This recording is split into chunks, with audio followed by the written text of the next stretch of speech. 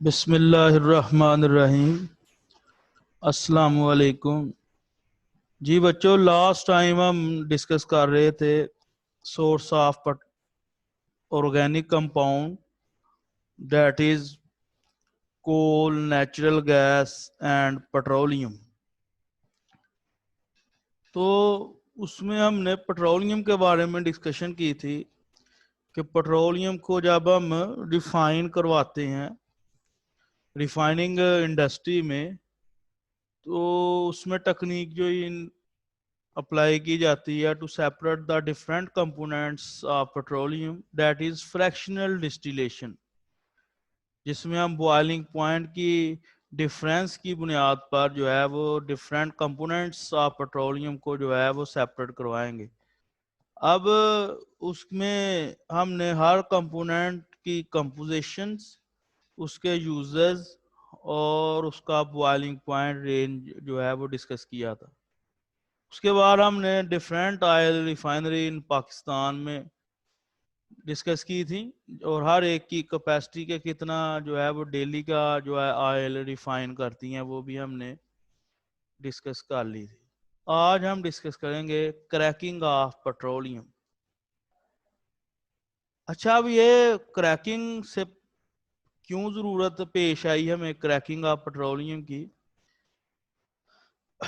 तो इसको समझने से पहले हम देखेंगे कि जो पहले वाला मेथड था रिफाइनिंग वाला, उसमें कोई ना कोई खामी होगी तो नई चीज आती है। अब ये देखेंगे वो जो हम रिफाइनिंग को करवाते हैं पेट्रोलियम की, उससे जो गैसोलीन मिलता है हमें 20% मिलता है, और 20% जो है वो हमारी डिमांड को पूरा नहीं कर सकता, क्योंकि डिमांड ज्यादा है पेट्रोलियम की, गैसोलीन की डिमांड ज्यादा है। हर बंदे के पास जो है वो मोटरसाइकिल है, या बड़े से बड़े आदमी के पास भी जो है वो मोटर व्हीकल्स हैं। तो और ये डे बाय डे इनकी जो अमाउंट है वो इंक्रीज हो रही है, तो इसलिए जो रिफाइनिंग से हमें गैसोलीन मिलेगा वो डिमांड को पूरा नहीं कर सकता। इसलिए हमें जो है वो क्रैकिंग करवाना पड़ती है हाइड्रोकार्बन की। क्रैकिंग जो है वो क्रैकिंग कहते हैं breaking of higher hydrocarbon into smaller hydrocarbon is known as cracking। के बड़े हाइड्रोकार्बन जिसमें number of carbon and hydrogen atom जो है वो ज्यादा हों, उसको आप हीटिंग अप्लाई करने से, प्रेशर अप्लाई करने से या कैटलिस्ट अप्लाई करने से छोटे हाइड्रोकार्बन में अगर आप कन्वर्ट कर दें, जिसमें नंबर ऑफ कार्बन और हाइड्रोजन की रेशो स्मॉलर हो, तो इस प्रोसेस को हम क्रैकिंग का नाम देंगे।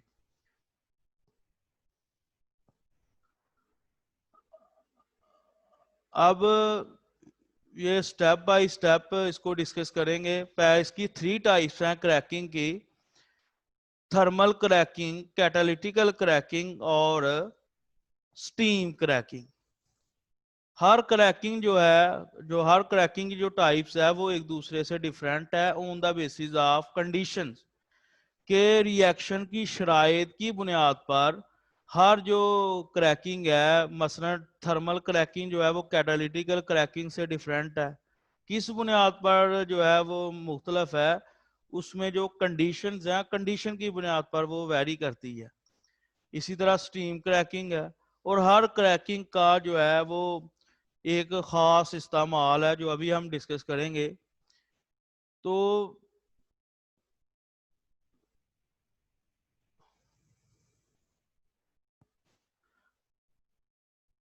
Cracking of petroleum, breaking of higher hydrocarbon having high boiling point into a variety of lower hydrocarbon which are more volatile। के हायर हाइड्रोकार्बन ऐसे जिसमें number of carbon to hydrogen ratio ज्यादा हो या जिसका बॉइलिंग पॉइंट ग्रेटर हो, उसको lower hydrocarbon में कन्वर्ट करना। लोअर हाइड्रोकार्बन क्या होते हैं? मोर वोलाटाइल, क्योंकि इनका जो बॉइलिंग पॉइंट होता है वो लो होता है।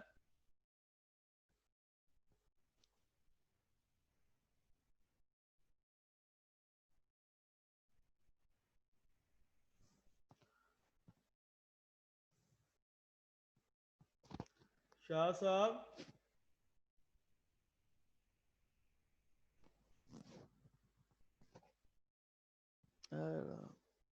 क्यों आ गया?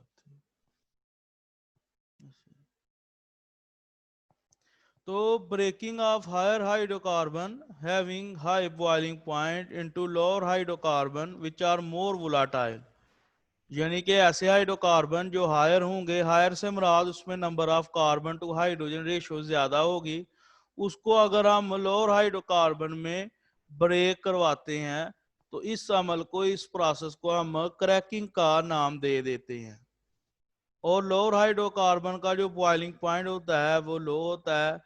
क्यों लो होता है? क्योंकि इसकी साइज स्मॉलर होने की वजह से इसकी पोलराइजेबिलिटी जो है वो लो हो जाती है। जब पोलराइजेबिलिटी लो हो जाए तो आपको पता है लंदन डिस्पर्शन फोर्सेस की जो स्ट्रेंथ है वो वीक हो जाएगी, तो बॉइलिंग पॉइंट भी क्या हो जाएगा? लो हो जाएगा। अच्छा, अब इसकी एग्जांपल्स है, ए हायर हाइड्रोकार्बन जिसमें नंबर ऑफ कार्बन 16 और हाइड्रोजन 34 है, split according to the following reaction, यानी कि इसकी क्रैकिंग हो रही है। ये हायर हाइड्रोकार्बन है, इसको हमने हीट किया किस टेम्परेचर पर? 700 डिग्री सेंटीग्रेड पर। तो ये ब्रेक हो गया हेप्टेन में, ईथीन में, और किस में कन्वर्ट हो गया? ये प्रोपीन में। इस कंपाउंड को हम नाम देंगे 1 प्रोपीन, इसको हम नाम देंगे इथीन, और इसको नाम देंगे हेप्टेन। अब इधर अगर आप number of carbon and hydrogen atom देखें और इधर देखिए तो वो बैलेंस होंगे। किस तरह बैलेंस होंगे? ये देखिए, इधर कार्बन 16 है तो इधर आप काउंट करें 1 2 और 3, 3 ये वाले कार्बन और 7 ये कितने हो गए? 10। अब इधर देखें, एक यूनिट में कितने कार्बन आ रहे हैं? इथीन के एक यूनिट में 2 कार्बन आ रहे हैं, तो कितने मॉलिक्यूल हैं इधर? 3। तो एक में अगर 2 हैं तो 3 में कितने होंगे? 6। तो इधर इसका मतलब इधर कार्बन के नंबर ऑफ एटम कितने हैं? 16। इधर भी कितने हैं? 16। तो इसका मतलब नंबर ऑफ कार्बन जो है वो दोनों साइड पर क्या है? इक्वल है, बैलेंस है। इसी तरह अगर आप हाइड्रोजन की बात करें, इधर हाइड्रोजन कितने हैं? 34। इधर हाइड्रोजन कितने हैं? इधर काउंट करें 16 और 16, 16 ये आगे, 2 और 2 4, 4 और 3 12, 16 और 12 कितने हो गए? 28, 28 और ये आ गया 2 30, 30 और 3 33, 33 और 1 34। तो इसका मतलब है दोनों साइड पर नंबर ऑफ कार्बन और नंबर ऑफ हाइड्रोजन जो है वो क्या है? बैलेंस है, इक्विवेलेंट है।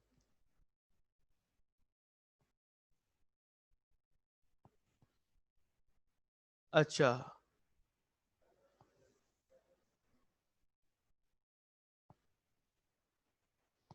अब वही मैंने बात बता दी, जब हम पेट्रोलियम की फ्रैक्शनल डिस्टिलेशन करवाते हैं या रिफाइनिंग करवाते हैं तो उसका मसला क्या है? क्योंकि जो fractional distillation of petroleum yield only about 20% of gasoline, के फ्रैक्शनल डिस्टिलेशन के नतीजे में जो गैसोलीन की यील्ड हमें मिलती है, जो पैदावार मिलती है पेट्रोलियम की, वो कितनी गैसोलीन की मिलती है? 20%। लेकिन इतनी ज्यादा जो है वो डिमांड जो है वो 20% से पूरा नहीं किया जा सकता, तो इसलिए हमें जो है वो क्रैकिंग करवाना पड़ती है। कि जो फ्रैक्शनल डिस्टिलेशन से जब हम पेट्रोलियम की करवाएंगे तो उससे कितने % गैसोलीन मिलेगा? 20%। और ये 20% जो है वो हमारी नीड या हमारी डिमांड को पूरा नहीं कर सकता। Due to its high demand, this supply is augmented by converting surplus supplies of less desirable petroleum fraction such as kerosene oil and gas oil into gasoline by a process called cracking. अब कहता है कि जब हम petroleum की fractional distillation करवाते हैं तो उससे 20% गैसोलीन मिलेगा, और 20% जो गैसोलीन है वो हमें हमारी डिमांड या नीड को पूरा नहीं कर सकता। इसलिए हमें फिर क्या करवाना पड़ता है? हायर हाइड्रोकार्बन, जिस तरह कैरोसिन ऑयल है या गैस ऑयल है, उसको फिर गैसोलीन में कन्वर्ट करना पड़ेगा, और ये जो प्रोसेस है ये क्या कहलाएगा? क्रैकिंग कहलाएगा, या क्रैकिंग ऑफ पेट्रोलियम का इसको हम नाम देंगे।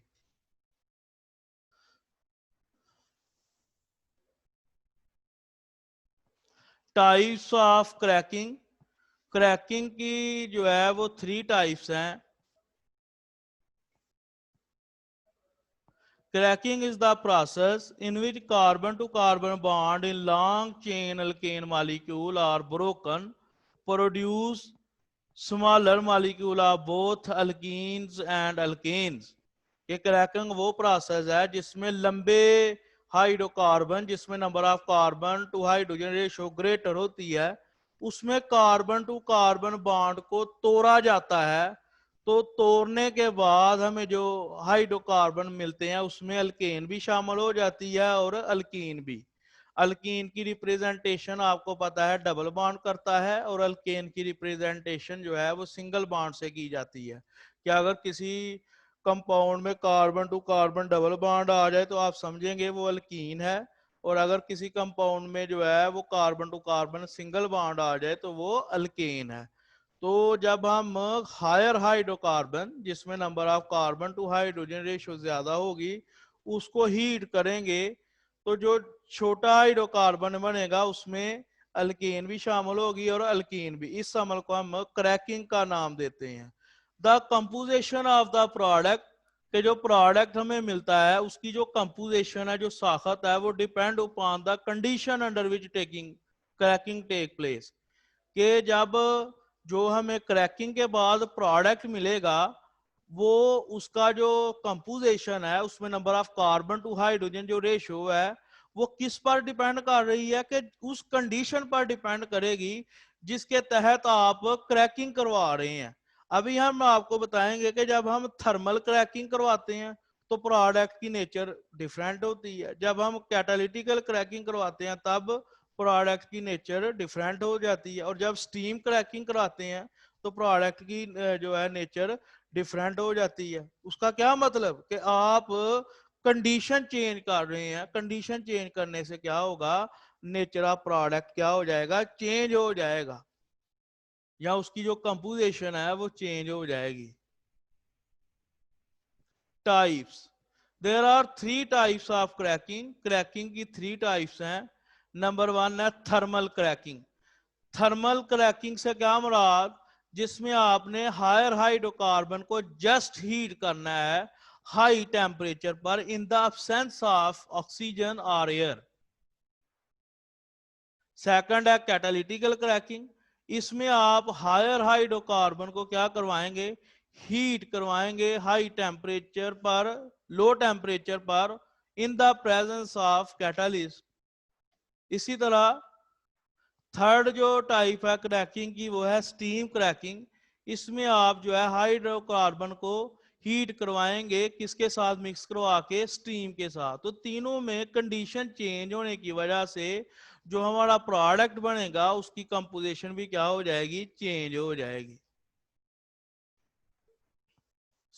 फर्स्ट है थर्मल क्रैकिंग। थर्मल क्रैकिंग क्या है, breaking down of large molecule by heating at high temperature and pressure is called thermal cracking. के किसी भी बड़े मॉलिक्यूल को ब्रेक डाउन करना, तोड़ना हाई टेम्परेचर और हाई प्रेशर पर, वो कौन सी क्रैकिंग कहलाती है, थर्मल क्रैकिंग। इसका यूजेस क्या है, it is useful in the production of the unsaturated hydrocarbon such as ethene and propene. के इसको हम इस्तेमाल करते हैं कौन से हाइड्रोकार्बन बनाने के लिए, अनसैचुरेटेड। अनसैचुरेटेड हाइड्रोकार्बन से मुराद जिसमें कार्बन की वैलेंसी फुली सेटिस्फाइड ना हो। मतलब क्या, कि कार्बन दूसरे एटमों के साथ मल्टीपल बॉन्ड बनाता हो, मसलन डबल या ट्रिपल बॉन्ड, तो वो ऐसे हाइड्रोकार्बन को हम अनसैचुरेटेड हाइड्रोकार्बन का नाम देते हैं।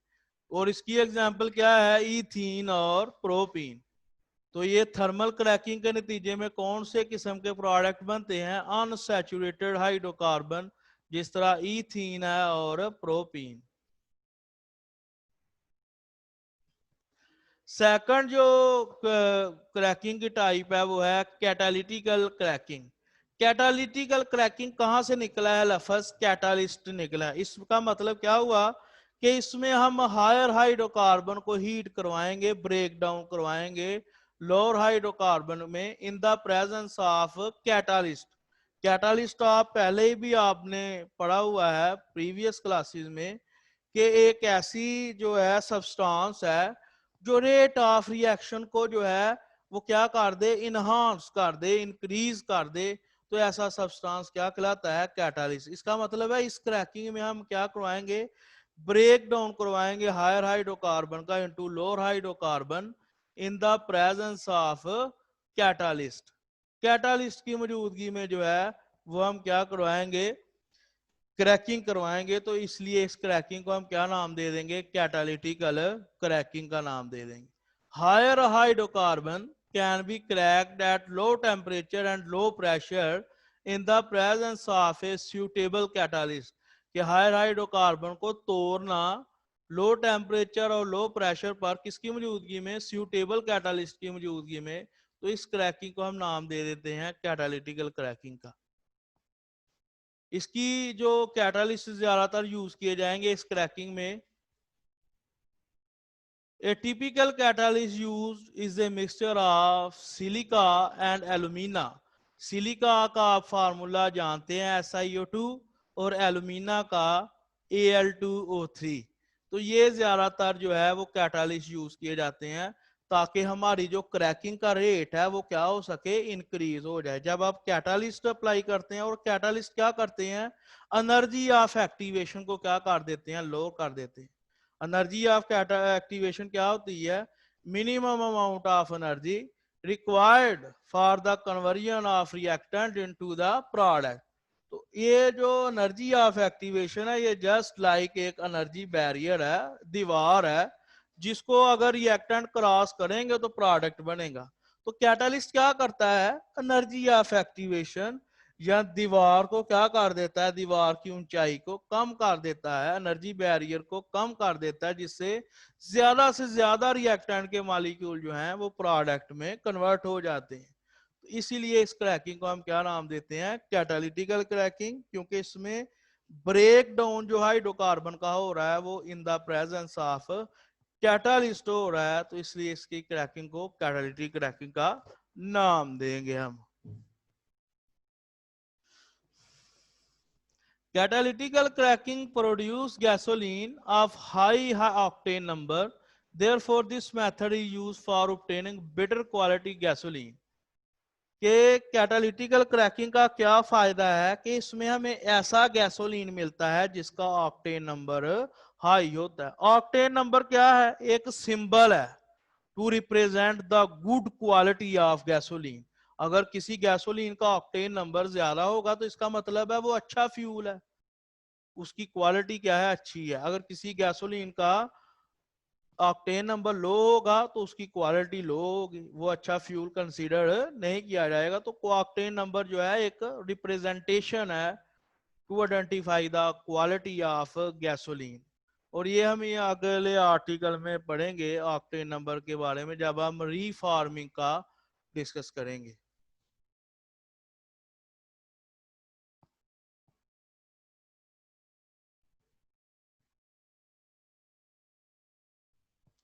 Steam cracking.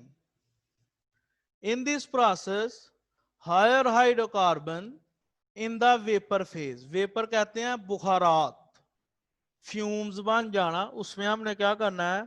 ऐसे हाइड्रोकार्बन को क्या करना है? वेपर फेज में लेकर जाना है और उसको मिक्स करवा देना है किसके साथ? स्टीम के साथ। Heated for a short duration at about 900 degree centigrade and cooled rapidly. कि इस प्रोसेस में हम क्या करेंगे? ऐसे हाइड्रोकार्बन जिसमें number of carbon to hydrogen ratio जो है वो ज्यादा होगी, उसको वेपर फेज में लेकर जाएंगे और किसके साथ मिक्स करवा देंगे? स्टीम के साथ, बुखारात के साथ, और हीट करेंगे थोड़े से वक्फे के लिए तकरीबन 900 डिग्री सेंटीग्रेड पर, और उसको रैपिडली कूल करवाएंगे। तो हमारा जो हाइड्रोकार्बन है वो ब्रेक डाउन हो जाएगा लोअर हाइड्रोकार्बन में, क्योंकि इसमें हमने जो है वो स्टीम को अप्लाई किया है। तो इसलिए इस क्रैकिंग को नाम दे देंगे स्टीम क्रैकिंग का। This process is suitable for obtaining lower unsaturated hydrocarbon. कि अगर हमने लोअर अनसैचुरेटेड हाइड्रोकार्बन बनाने हैं तो हम क्या करेंगे, स्टीम क्रैकिंग को अप्लाई करवाएंगे। लोअर अनसैचुरेटेड हाइड्रोकार्बन जिस तरह ईथीन, प्रोपीन, ब्यूटीन, जिसमें number of carbon to hydrogen ratio smaller हो, तो उसको बनाने के लिए हम स्टीम क्रैकिंग जो है वो अप्लाई करते हैं। तो ये देखें, हम थर्मल क्रैकिंग से स्टीम क्रैकिंग की तरफ आ रहे हैं। तो जिस तरह हम रिएक्शन की कंडीशन को चेंज कर रहे हैं, उसी तरह हमारा नेचर ऑफ प्रोडक्ट भी क्या हो रहा है, चेंज हो रहा है। Beside increasing the yield of gasoline, cracking has also produced large amount of useful side byproducts such as propene, butene and benzene। अब कहता है कि इस मेथड का फायदा क्या है कि एक तो हमें गैसोलीन की जो यील्ड है वो ज्यादा मिलती है, दूसरे इसके नतीजे में साइड बाई प्रोडक्ट कहते हैं अजाफी हासिलात को, कि एक चीज मेरा टारगेट ही नहीं था, मैंने कोई केमिकल बनाना है, उसके साथ मुझे एक यूजफुल केमिकल अजाफी तौर पर मिल रहा है, तो उसको हम कहते हैं साइड बाई प्रोडक्ट। कि हमने एक चीज बनानी है, कंपाउंड बनाना है, उसके साथ हमें अजाफी कंपाउंड मिल रहा है, उसके हम नाम देंगे साइड बाई प्रोडक्ट, और उसका फायदा भी है। तो ये स्टीम क्रैकिंग का जो है वो एडवांटेजेस है कि इसमें गैसोलीन की यील्ड तो हमें मिलती ही है, लेकिन साथ में बाई प्रोडक्ट भी हासिल होते हैं, जिस तरह प्रोपीन, ब्यूटीन एंड बेंजीन।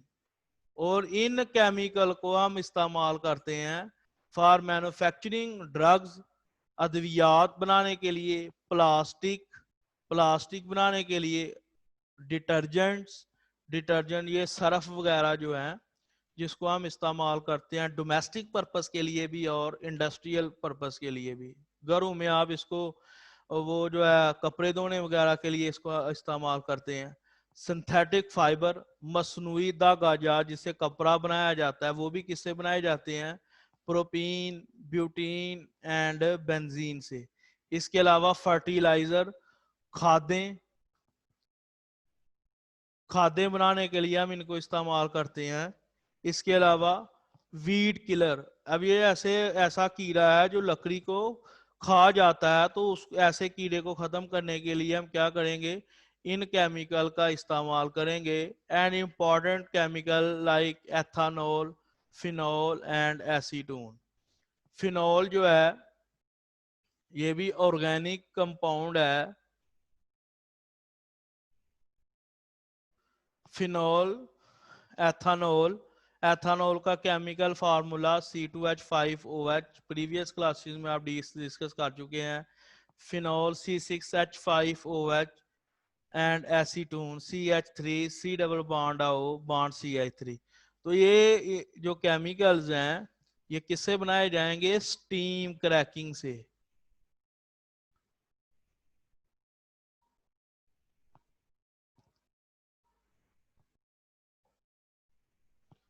तो इसको हम स्टीम क्रैकिंग का नाम देते हैं।